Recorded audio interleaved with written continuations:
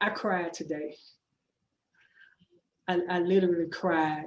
I mean, watching the inauguration take place, I was just overwhelmed with emotions. I cried for my mother, who's 82 years old, who was at home and up early this morning.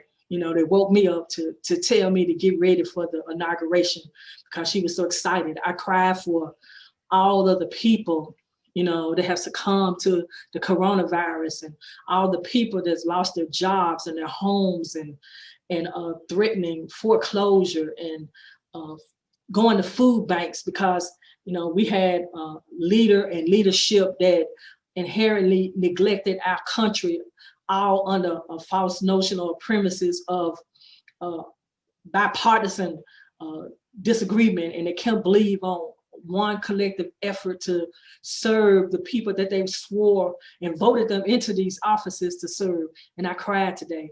I cried for all my friends who were in places where they couldn't release their emotions. And some, asked me, and we were texting, and they said at work and they had to contain themselves. And I said, hey, vicariously through me, I gave enough today, for you and on your behalf. And, it was just overwhelming. And I had no idea that this type of emotion was like pent up in me.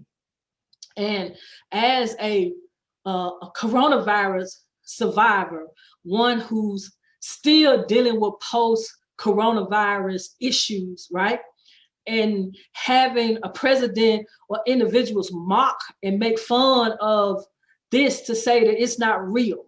And it takes a person that haven't been affected or infected, or was one of the ones that were asymptomatic, and they understand that the symptoms will have long-term and lingering effects on individuals that you love and perhaps care about.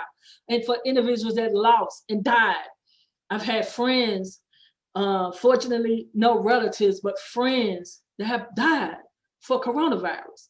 When all of this could have been some measure of prevention could have taken place by simply wearing a mask and adhering to some simple 6 feet rules, or staying at home and just washing your hands. And instead, we had a leader that was coaching millions of people to ignore all of the health and the science information. And today was just a relief that we do not have to have a dictatorship at the helm of our country anymore. And hopefully that we are strong enough that when he come back, because he's coming back, that we won't listen and fall into the hands of this tyrant, because he doesn't care about you. He doesn't care about this country. The only thing that man care about is himself and his pockets. That's it.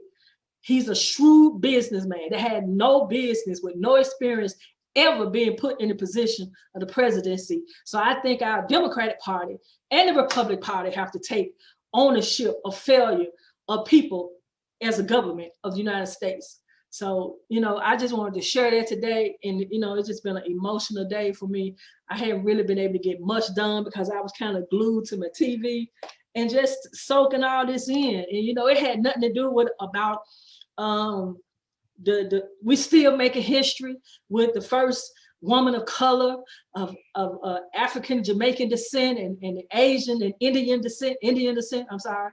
It had nothing to do with it. Even though that is important, it had everything to do with moving this country in the right way and getting Trump out of office, period. That's what it had to do with it. We finally got this man out of that seat and out of that White House. So we hope that that never happens again. And it's on us to make sure that we don't let our guards down during the next primaries, that we stay as motivated, and we can change some more of these states from red to blue. We can change some more.